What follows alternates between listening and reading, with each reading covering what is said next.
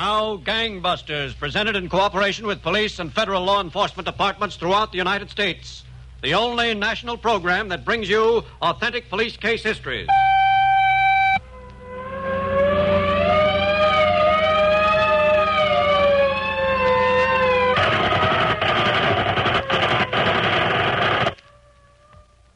My name is Ernest Gaither Jr.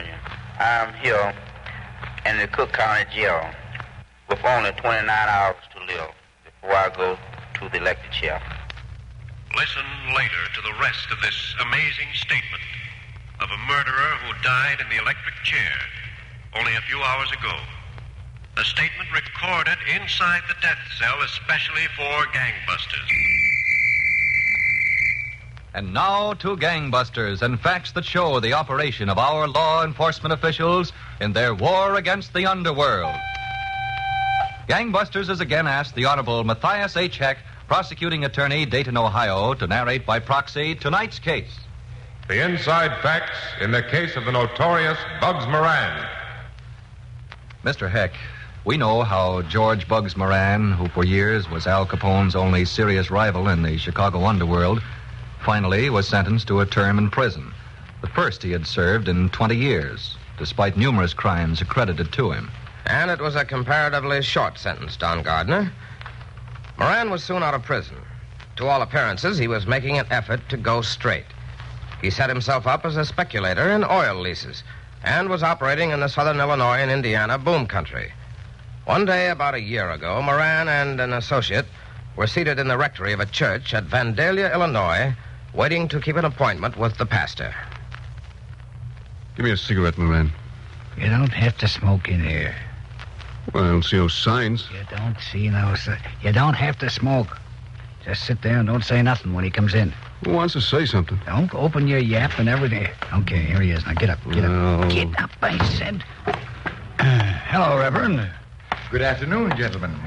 Nice to see you again, Reverend. Yes? This is my associate, Mr. Virgil Summers. How you do, Reverend? Virgil is a name with a heritage. Everybody calls me Doc. Sit down. Thanks. Well, Reverend, did you talk over our proposition with the elders? I did, Mr. Moran. And? The matter was left undecided until I brought them the answers to a few more questions. Well, anything they want to know, Reverend. The church has got that 40 acres of land out there that has a good chance of having oil under it. Now, if we bring in oil, why, every Sunday, and instead of members of the congregation putting into the contribution box, they'll have to take out just so as you can get rid of the money.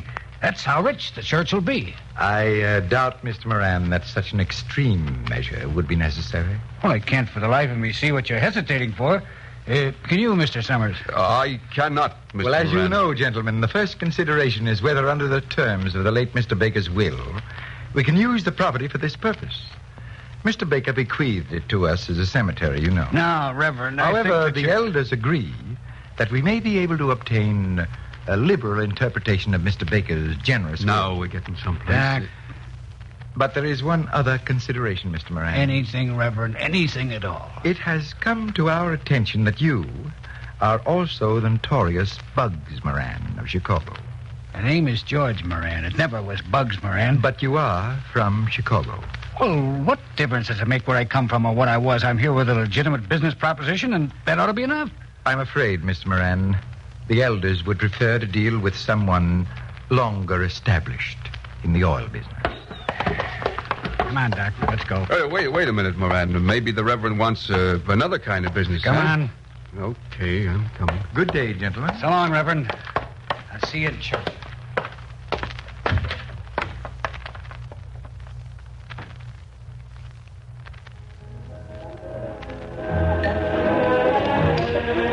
Look at me. Dealing with preachers and widows and banks. And what's the matter with banks, Doc? Nothing at all, Moran, if we do business with them in the right way. But this oil lease pitch is a waste of time and a waste of money. Don't tell me what's a waste of money, Doc. As long as we're in the oil lease business, we got a legitimate pursuit. There's nobody can say nothing to us for being around. Okay, but can't you pick a legitimate pursuit we can make dough at instead of throwing it away? Who knows, Doc? Maybe oil will turn up under some of that land we got under lease. Yeah, maybe someday cops will shoot dollar bills out of their guns instead of bullets, but I ain't waiting around to find out. Angie says... Oh, Angie. Who cares what Angie says? I care what she says. And you ought to, too. She comes in pretty handy when a job needs a lady's touch. Now, let me tell you something, Doc. Keep Angie and the rest of your homework out of my hair. If you want to string along with me, we'll make a buck. Otherwise, goodbye. Now, wait a minute, boss. I was just talking. Now, talk to yourself or Angie. When it comes to business, just listen. Okay. Don't get excited. Stick here. I'm going to put in a long-distance call to Dayton. Well? Yeah. Now you're talking. I hope he's all set. If he's set, you'll know about it. There's only one thing. Yeah? Tell Al if the deal's got any preachers in it, it's out. I'll be right back.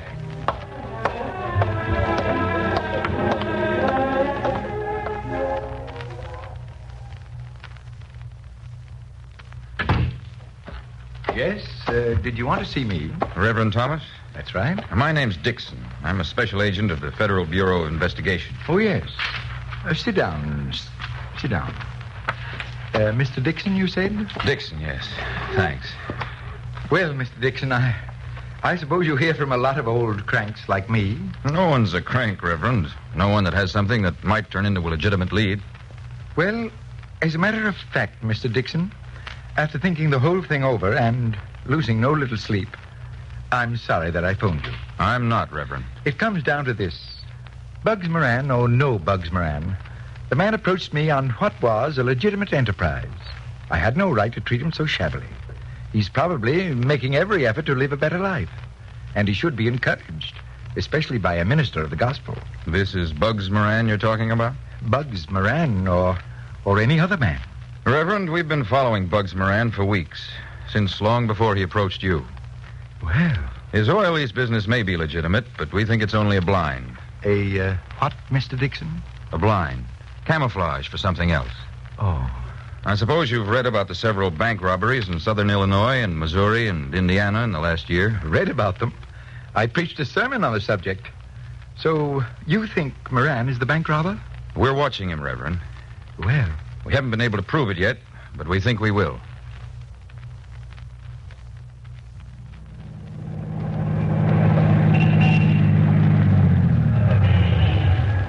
Well, so long, Doc. I'll see you in Dayton. So long, Angie. Toodaloo, Moran. You want me to walk to the train with you? What's the matter? Don't you think he can find the train himself? You just drive on, Angie. Doc, get this car in shape. It sounds like it hasn't been greased in a year. So long. Bon voyage. Give my best to Al, huh? Yeah. I'll see you tomorrow. Okay, get moving. Where to? One of your oil wells? Angie, so help me, someday I'm going to twist your nose around to your ear. That. And lay off, Moran, will you? We've been doing okay with him. You mean he's been doing okay with us? That has been. Angie. Bugs Moran, who needs him? We got him. That's all there is to it. Now shut up about it. Doc? Yeah? What's this Dayton caper? Watch it. You got a red light there. Okay, I see it. I'm not blind. I ask you a question. What question? What gives in Dayton? What did Al come up with? Ask Moran. Oh, Doc, I swear I'm going to claw Okay, your... go ahead. The light's green. Oh, We're pulling out for Dayton tonight. You throw your duds in a bag and be ready to go. but, Doc, I don't You wanna heard go me. to- We're driving to Dayton. I don't want to hear no more about Moran or oil wells or anything. Just drive.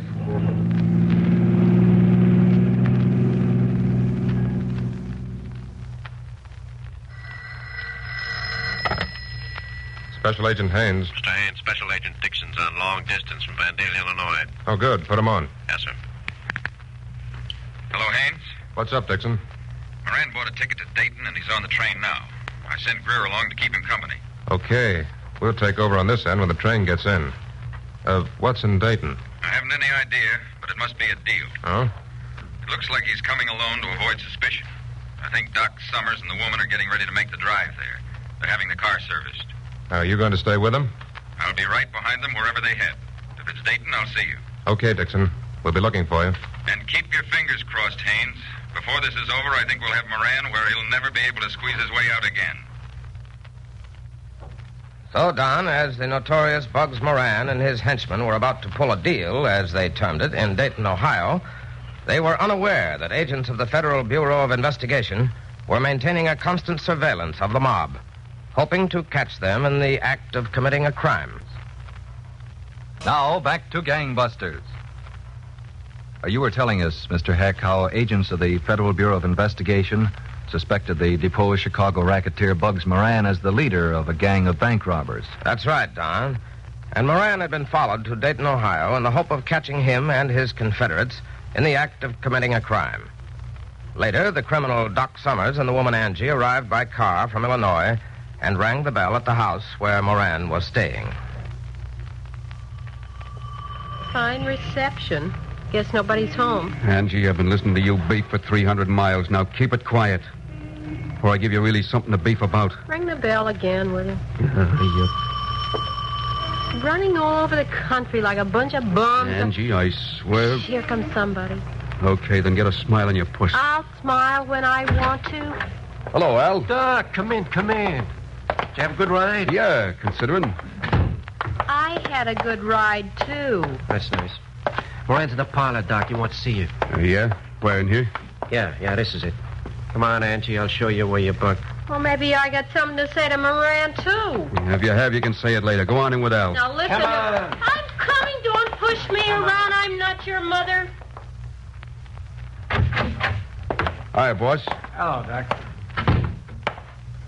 Nice layout here, Moran. It'll do. Sit down. Pour yourself a drink. Thanks.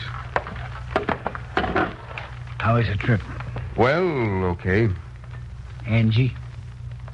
She's getting to be a pain where it hurts. Yeah, I heard her just now. But, like you say, Doc, sometimes she comes in handy. Pour you one, too, boss? No, I'll stick with this.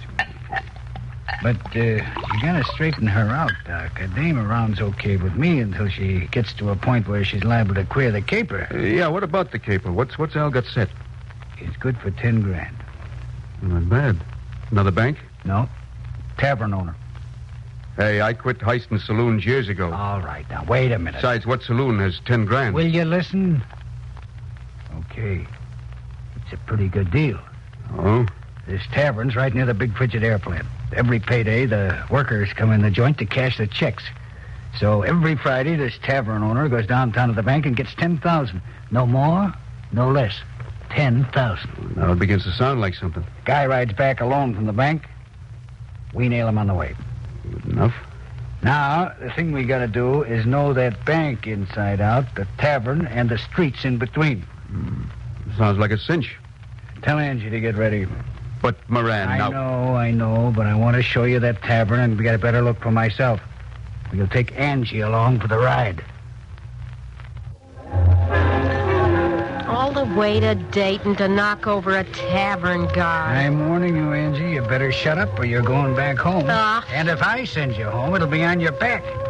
Now remember that. She'll be all right, Moran. Yeah, I'll be all right. Saloon bandits. Okay, now that's enough. This sounds too easy, Moran. Somebody goes to the bank with him. They got to. Al's been watching him 3 weeks. He goes alone. Well, then he sure carries a gun. If he don't, he ought to. What if he does? There'll be enough of us. Yeah, it's a big deal. I heard enough out of you, Angie. Go on home. That's a good idea. Why didn't I think of it? Moran, she better stay. And suppose I don't want to. Go on. Get out. Well, good night. I think I'll pick up a guy. Maybe 2 guys. Pick up whoever you like. Those 2 over there ought to do me fine. Hey, Angie, you go on home now. Nighty-night.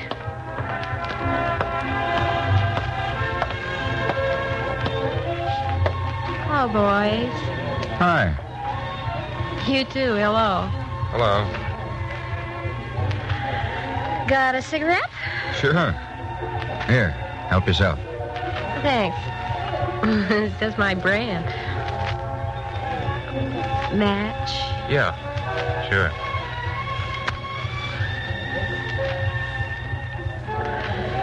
Much obliged. Don't mention it. You wouldn't like to buy me a drink, would you? We'd love to. I like rye, straight rye. But we're expecting our wife. Oh, Yeah, any minute. some other time. It's a date. Well, I guess I'll toddle along home. That's as good a place as any. Thanks for the cigarette. What do you think, Haynes? It was an accident. they didn't send her over. I don't care for that kind of accident. Maybe we're too close to him. Maybe. But we've got to take our chances. Come on, let's get out to the car.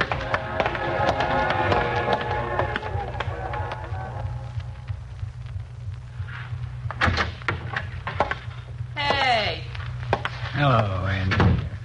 get out of here. Nobody comes in my room, Moran, not without an invitation. I got an invitation. My own. What do you want?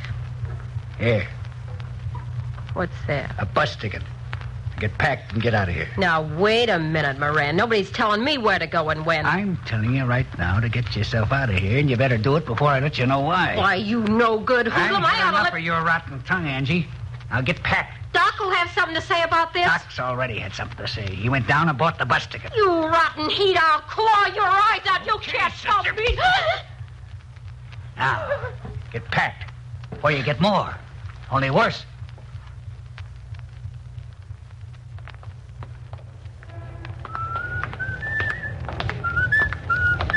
Dixon. Nice night, huh, Dixon? Beautiful. The girl got on the bus alone. The ticket at St. Louis. Okay, we'll have her picked up at Cincinnati. Yeah. That's the car, the Buick. You got a lot of nerve leaving a stolen car parked right in front of the house. Not so much. It hasn't even been reported stolen yet. Oh. The doctor it belongs to is in Chicago at a convention. Well, it's a cinch they don't want a hot car around too long. Maybe tomorrow's the day. A month's pay says it is. Yeah, I'd make the same bet. The lights are still on in the house. Moran makes his boys study late. Just walk on by.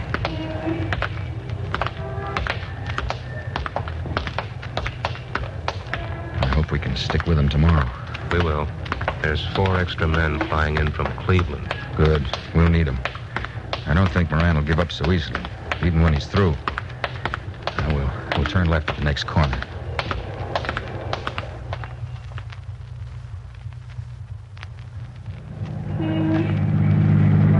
Make quick work of this job, boys. There's a lot of traffic out, more than we counted on. It'll be okay, Moran. Don't worry. The only thing I wish is Angie was here to help me spend my part of that guy's 10 grand. Oh, for the love of... Will you stop yapping about Angie? Okay. We'll take him at the red light.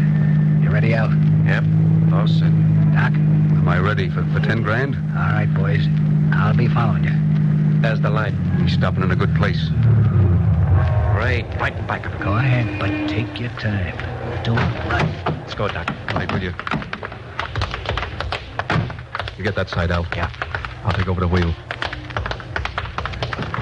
Hey. Move over, bud. We'll take care of that package. You let him slide over this way. Okay. Only don't shoot. Get your head down. All right. Lower, or I'll knock it down. Yeah, all right. Okay, you got the light. Get his eyes taped. No, please don't. Don't tell us what to do. Now you'll shut up. Tape him up good, pal. The less he sees, the better.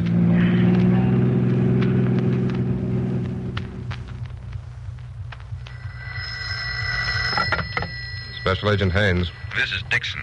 We got a bad break, Haynes. We lost Moran in traffic. No. It couldn't be helped. And they may be pulling the job right now. No reports have come in yet. Well, look, Haynes, get out an alarm on that stolen Buick. At least we'll have that to hang on him, if nothing else. All right. I'll put it on the teletype right away. Go ahead. Walk. Faster. But I can't see. That's the idea of the tape, so you can't see. Go ahead. All right. How much farther? Walk, I said.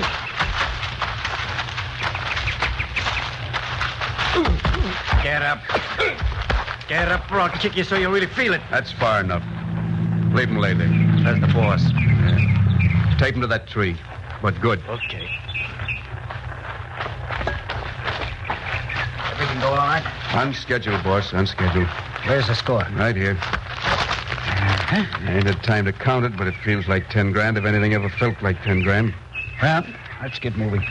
Hey, you set? Oh, come on, let's go. You take the wheel, Doc. Yeah.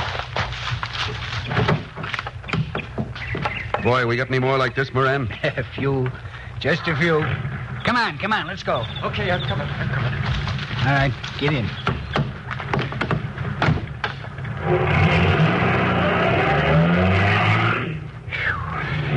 Moran, where to? Back to the joint. But, boss, we ought to move. Yeah, I don't like the idea of hanging around like a couple of ducks for them to shoot at. Listen to Papa, will you?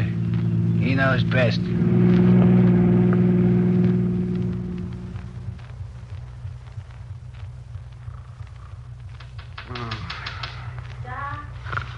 Hey, Doc.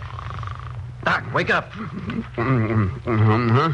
Somebody's tapping on the window. See? Holy, it's Angie. Well, I'll be... Get rid of that, Doc. Yeah, okay. Angie, what? Go over and open the door, Doc. It's 4 o'clock in the morning. I know it. If it wasn't, would I be banging on the window? Why ain't you in St. Louis? I'm not, that's all. Open the door. Oh, Moran knew you were here. He'd cut my head off. Open the door. Okay, but be quiet, will you? Get rid of that, Doc. It ran of a plane. Yeah, okay. It ain't one thing with her, it's another. Never anybody. Oh, well. Now, look here, Angie. What's the idea FBI, don't move. FBI? Just keep still and you'll be all right. Listen, guys. Where's Moran sleeping? In there. And Al? There, but he's not sleeping. You. Take Al. But watch him. Okay. You hold this one here. Come on, Haynes. Right.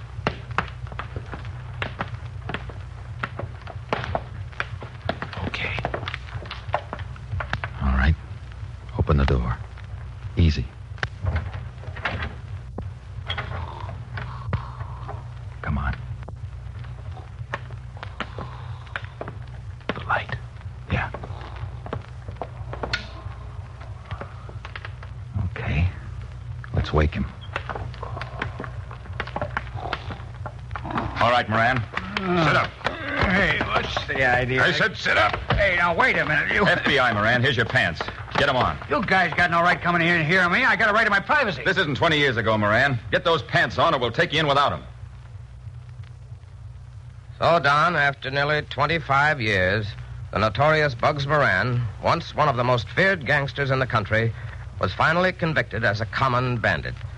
Moran and his accomplices, Virgil Doc Summers and Al Fouts, were all given maximum terms of 25 years, which they are now serving in Ohio State Penitentiary. Well, thank you, Matthias H. Heck, prosecuting attorney, Dayton, Ohio, for giving us the inside facts into the amazing case history of George Bugs Moran. And Gangbusters, congratulations to all the agents of the Federal Bureau of Investigation and Dayton, Ohio detectives who participated in the investigation and prosecution of this notorious criminal. Now, a special Gangbusters presentation. Late Thursday night, a murderer was led down a dimly lit corridor in the Cook County Jail at Chicago. This murderer had a message to leave behind him, and a special Gangbusters crew went into his cell to record that message. Here it is. My name is Ernest Gaither Jr. I am here in the Cook County Jail with only 29 hours to live before I go to the electric chair. I was a stick-up man. That's what I was at the age of 16. I was a boss of a gang. I thought I was a big shot to $3 grand in my pocket at all times. But it was a great mistake I made for thinking that. You are not tough when you put a gun in a man's face and take what he has worked hard for. It don't take guts to do that. Any fool can put a gun in his hand and do wrong, but it takes a man with guts to get a job and work for what he wants. I am just so sorry that I couldn't see it this way until it was too late. Although my life will be taken from me, but my soul is going to rest with God in heaven. That will be my next home. And I am so happy that I am ready to go. A few hours after he made that statement, Ernest Gaither Jr. paid the supreme penalty of the law.